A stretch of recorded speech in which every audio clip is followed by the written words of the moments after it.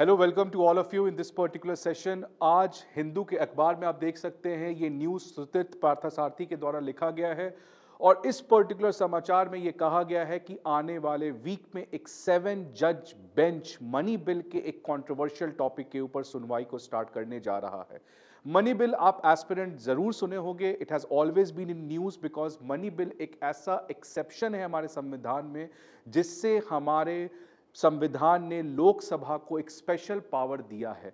So money bill is a highly controversial sensitive topic. So in this particular session, we are going to discuss what is money bill, what are the special provisions related to money bill, what are the controversies related to money bill, and what is the stand of judiciary on the money bill. तो इन सारे तमाम चीजों को आज के इस particular session में हम लोग डिस्कस करने जा रहे हैं। So इस समाचार को पढ़ने के पहले first we have to understand what exactly is money bill. ये money bill होता क्या है? तो इसको समझने के पहले हम लोग ये समझते हैं कि कानून that is law, a law has to be passed in India. कोई भी लॉ बनने के लिए किसी भी बिल को it has to be passed, it has to be passed by both the houses of parliament, by both the houses of parliament. किसी भी बिल को कानून बनने के लिए उसको दोनों हाउसेस, जैसे लोकसभा हो गया और राज्यसभा हो गया, उन दोनों हाउसेस से जब वो बिल पास होकर प्रेसिडेंट का एसेंट ले लेता है तभी वो बिल एक कानून बनता है।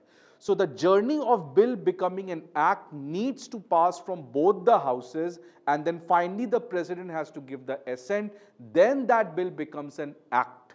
तो हर एक बिल को इसी प्रोसेस से गुजरना होता है, लेकिन इसका एक एक्सेप्शन है जो हमारे संविधान के आर्टिकल 109 में डिस्कस किया गया है और यही क्वेश्चन आपके इस साल प्रीलिम्स में भी पूछा गया था। Article 109, Article 109 is an exception to this rule, is an exception to this rule because Article 109 gives special power to Lok Sabha over Rajya Sabha in making a law, in making a law. So Article 109 एक special power देता है लोकसभा को राज्यसभा के मुकाबले एक particular bill को पास होने में। बाकी तमाम बिल को पास होने के लिए, एक्ट बनने के लिए लोकसभा और राज्यसभा के पास इक्वल पावर है, लेकिन एक ऐसा बिल है जिसको कानून बनने में लोकसभा के पास कॉन्स्टिट्यूशन के द्वारा दिया गया एक स्पेशल पावर है और वैसे बिल को हम मनी बिल कहते हैं, वैसे बिल को हम मनी बिल कहते हैं। So every bill to become an act, it needs to get passed by both the houses. Both houses have equal power. But there is one exception when it comes to money bill because as per Article 109, with respect to money bill, some special power has been given to the Lok Sabha.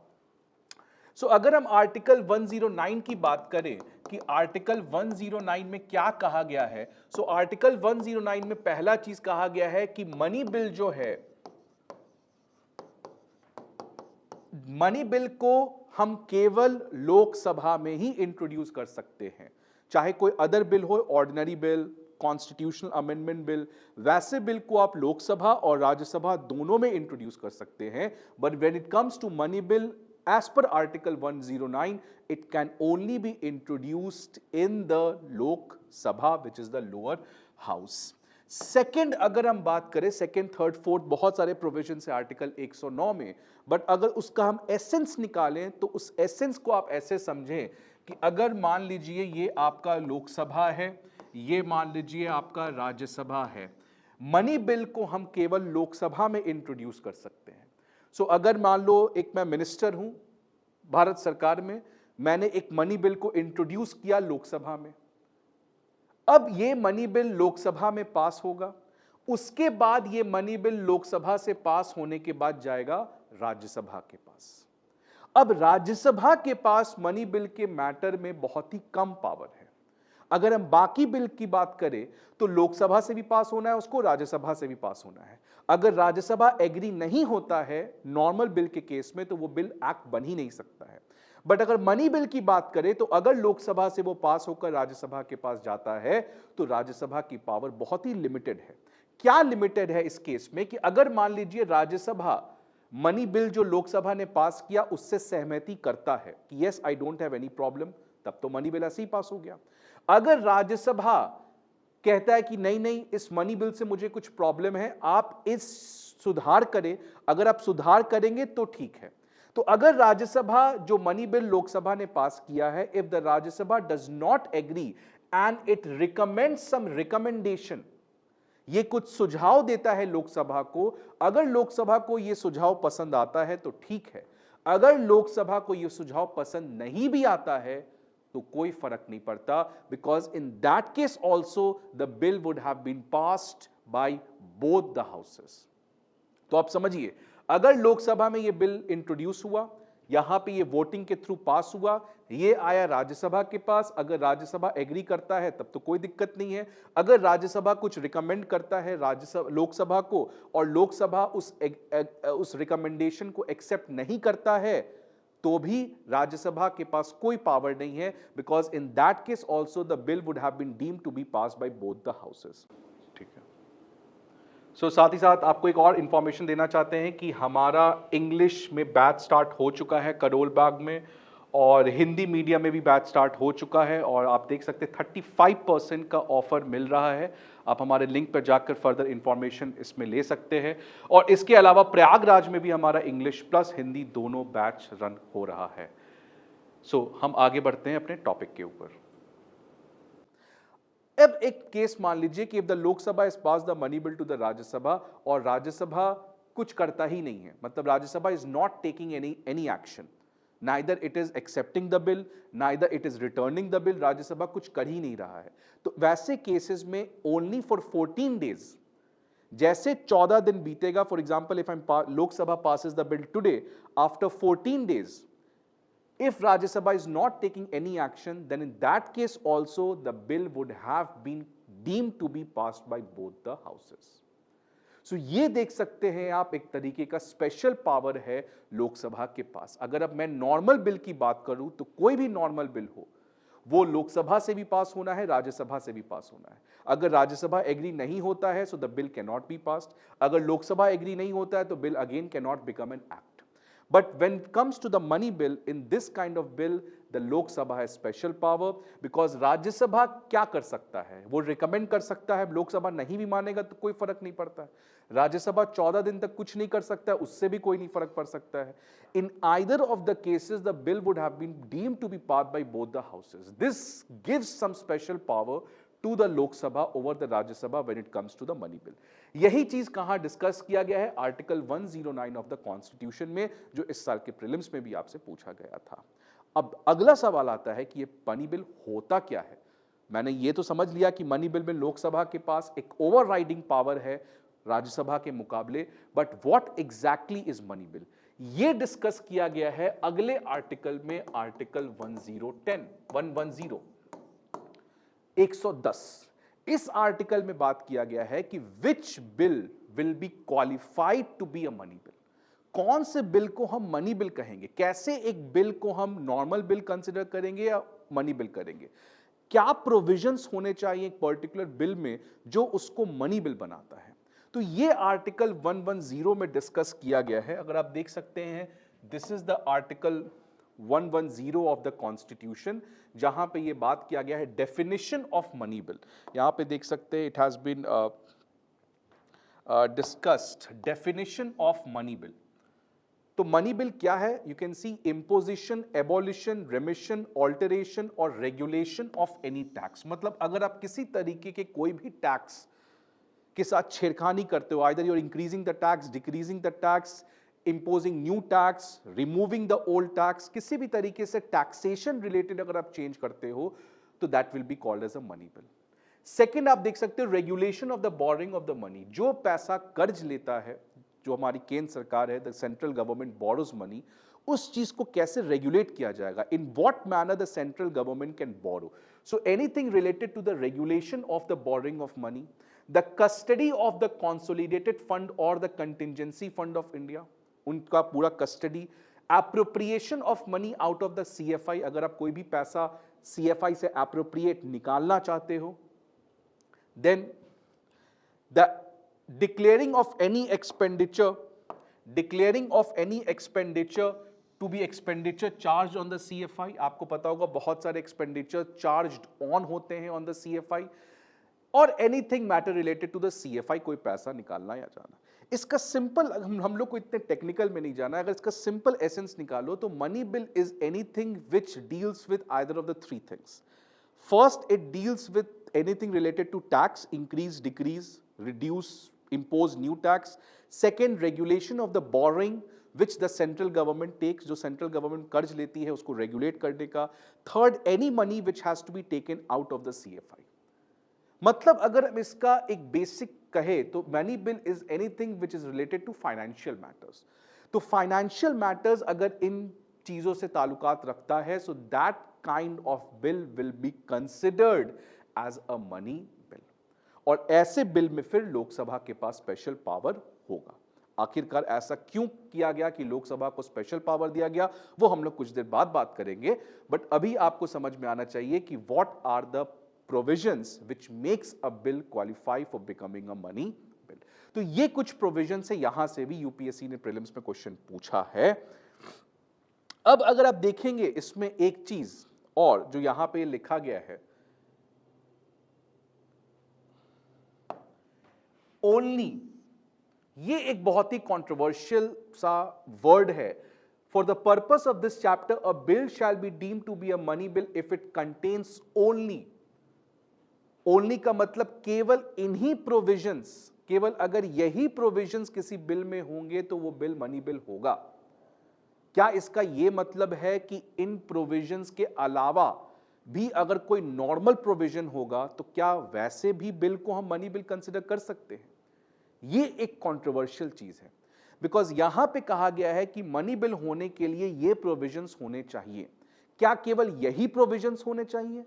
क्या इसके अलावा और भी कोई provisions इसके साथ जोड़कर आप एक बिल को मनी बिल कंसिडर कर सकते हो? That remains a controversial term, that remains a controversial thing. और इसी ओनली वर्ड का interpretation is going to start with a 7 जज bench in the supreme court, कि आखिरकार किस बिल को हम मनी बिल की ट्रीट कर सकते हैं। बिकॉज ये जनरली आर्ग्यूमेंट, क्रिटिसिज्म है गवर्नमेंट के अगेंस्ट, कि गवर्नमेंट कभी कभार कोई बिल लाती है, उस बिल में इन सारे प्रोविजंस के कुछ प्रोविजंस होते हैं और साथ साथ 50-60% ऐसे प्रोविजंस होते हैं जिनका कोई रिलेशन इससे नहीं होता है, और वैसे बिल को भी हम मनी बिल कंसिडर कर देते हैं।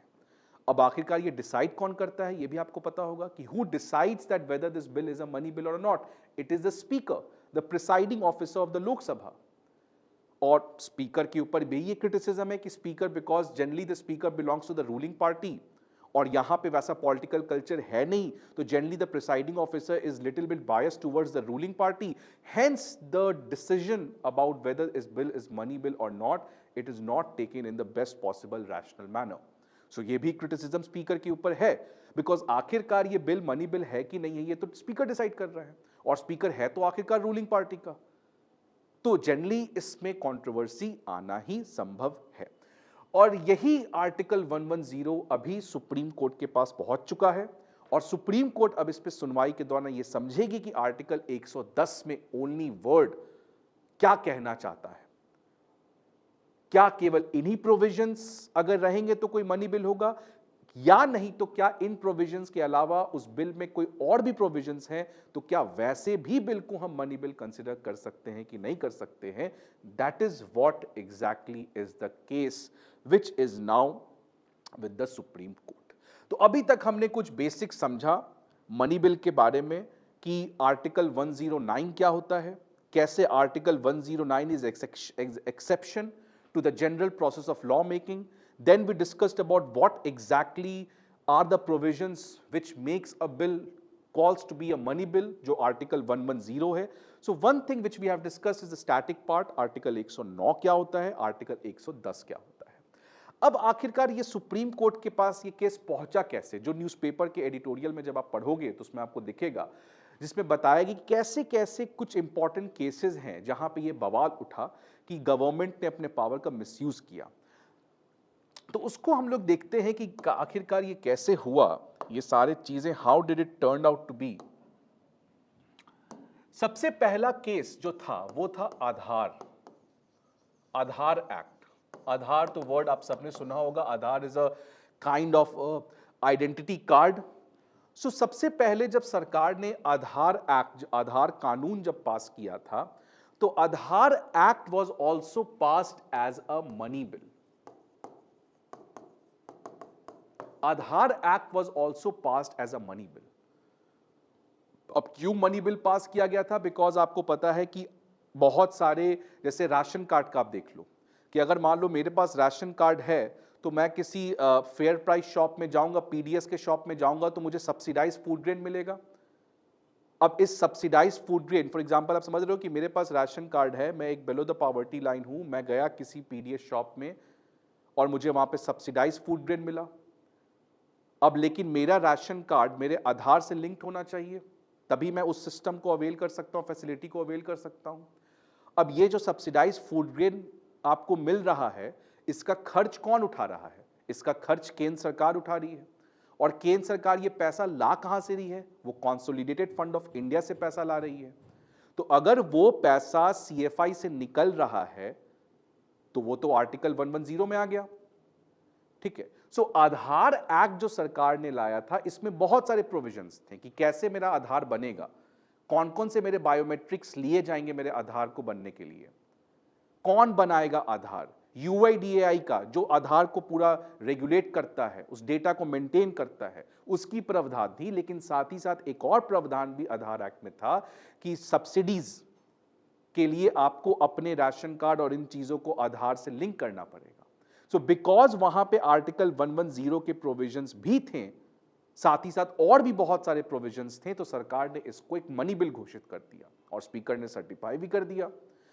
तो ये कानून चैलेंज हुआ कि Aadhaar act is not a money bill, और इसमें जजमेंट आया 2018 में KS Puttaswamy versus union of India. 2018 में KS Puttaswamy versus union of India 2018 में ये जजमेंट आया कि नहीं, आधार एक्ट एक मनी बिल के लिए क्वालिफाइड है, कोई प्रॉब्लम नहीं है। सो केएस पुट्टास्वामी के जजमेंट में आधार एक्ट को अपहेल्ड किया गया कि yes, this act qualifies to be, this bill qualifies to be a money bill because it involves expenditure coming from the consolidated fund of India। तो पहला कंट्रोवर्शियल केस ये बचा जो आपको उस पेपर में डिस्कस किया गया है। सेकेंड प्रॉब्लम में आया फाइनेंस एक्ट 2016। 2016 में फाइनेंस एक्ट को पास किया गया, और finance act basically it deals with all the financial allocation जो बजट में आप देखते हो। इसी फाइनेंस एक्ट में बहुत सारी चीजें ऐसी थी जो मनी बिल से ताल्लुकात रखती थी, पैसा को कॉन्सोलिडेटेड फंड से निकालना, मैटर्स रिलेटेड टू टैक्स, तो ये सारे प्रोविजंस थे इसमें। लेकिन इसी फाइनेंस एक्ट 2016 में उन प्रोविजंस के अलावा और भी बहुत सारे प्रोविजंस थे। For example, it talked about the regulation of tribunals। So इस फाइनेंस एक्ट 2016 में फाइनेंशियल मैटर्स थे जो आर्टिकल 110 के अंदर डील किए गए हैं, लेकिन उसके साथ कुछ और ऐसे मैटर्स भी थे जिनका कोई ताल्लुकात आर्टिकल 110 से था ही नहीं, जो कि था आपको रेगुलेशन ऑफ ट्राइब्यूनल्स के बारे में। And what are tribunals? You already know that tribunals are quasi judicial body. आपने कुछ ट्राइब्यूनल्स का नाम भी सुना होगा, नेशनल कंपनी लॉ ट्राइब्यूनल, डेब्ट recovery tribunal, national green tribunal. तो ये सारे ट्राइब्यूनल्स जो हैं, इनका अपॉइंटमेंट कैसे होगा, जो मेंबर्स होंगे इन ट्राइब्यूनल्स का, उनका टेन्योर कितना होगा, उनका सिलेक्शन कैसे होगा, उनका रिमूवल कैसे होगा, उनका सैलरी कितना होगा। तो ऐसे 16-17 ट्राइब्यूनल्स के बारे में इसमें डिस्कस, कुछ ट्राइब्यूनल्स को बंद कर दिया गया, कुछ नए ट्राइब्यूनल्स भी क्रिएट किए गए। तो फिर ये कंट्रोवर्सी मचा कि आखिरकार फाइनेंस एक्ट 2016 जो एक मनी बिल की तरह पास हुआ, वो बिल में ट्राइब्यूनल्स के मैटर कैसे आप इंकॉर्पोरेट कर सकते हो, बिकॉज इसका तो कोई ताल्लुकात है ही नहीं आर्टिकल 110 के साथ। So this case again was challenged. ये जो कंट्रोवर्सी अगेन सुप्रीम कोर्ट में पहुंचा और सुप्रीम कोर्ट ने Roger Matthew versus south India bank 2018 में जब ये मैटर पहुंचा, और बेंच का नाम था Roger Matthew versus south India bank, इन्होंने जजमेंट नहीं दिया। क्यों नहीं दिया? बिकॉज ये एक 5 जज का बेंच था और इसके पहले ऑलरेडी एक 5 जज के बेंच केएस पुट्टास्वामी में ऑलरेडी इस बेंच ने मनी बिल के ऊपर एक जजमेंट दे रखा था, तो ये इसको ओवरटर्न नहीं कर सकता था। रॉजर मैथ्यू उसको ओवरटर्न नहीं कर सकता था, इसीलिए इस सुप्रीम कोर्ट के बेंच ने इस पर्टिकुलर मुद्दे को कि कैसे किसी बिल को हम मनी बिल घोषित कर सकते हैं, इसने इस मैटर को एक 7 जज बेंच के पास रेफर कर दिया।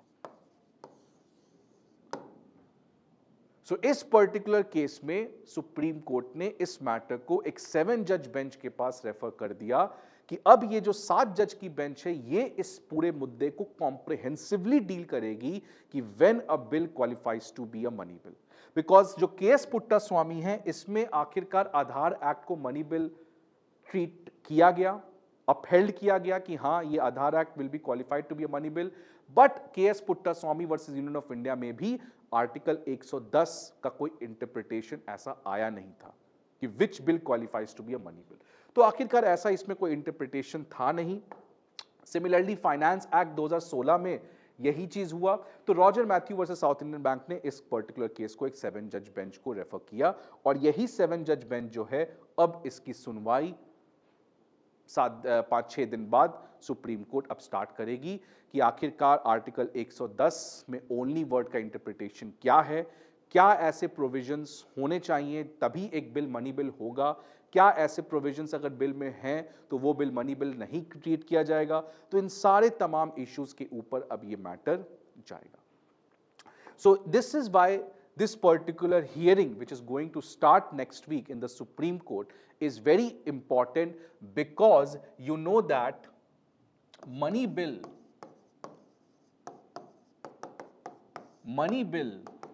bypasses the Rajya Sabha. And what is the significance of Rajya Sabha? Rajya Sabha is a federal chamber, federal house, because Rajya Sabha represents the voice of state. And India is a federal polity. So when you're treating a bill as a money bill, you are simply ignoring, you're bypassing the Rajya Sabha, which means you are attacking the federal polity.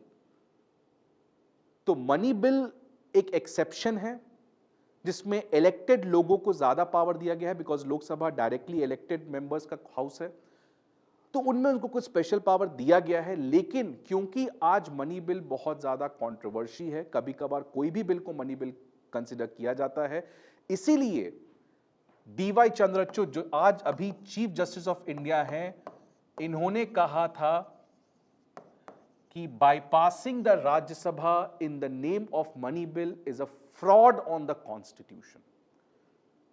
इसलिए chief justice of India, जो आज chief justice of India हैं D Y Chandrachud, जब वो आधार act जो हमने देखा KS Puttaswamy वाले केस में, वहां पे वो एक जज थे और उन्होंने जज में डिसेंटिंग ओपिनियन दिया था कि नहीं, this is not a money bill, और उन्होंने कहा था कि इस तरीके से अगर हम राज्यसभा को बाईपास करेंगे so it's a fraud on the constitution.